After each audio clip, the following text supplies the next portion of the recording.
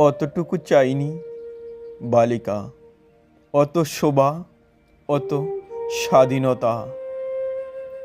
চেয়েছিল আরও কিছু কম, আয়নার ধারে দেহ মেলে দিয়ে বসে থাকা সবটা দুপুর।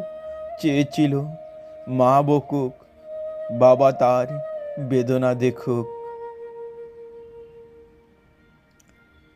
অতটা চাইনি বালিকা, অত হই রই লোক, অত ভিড়, অত সমাগম।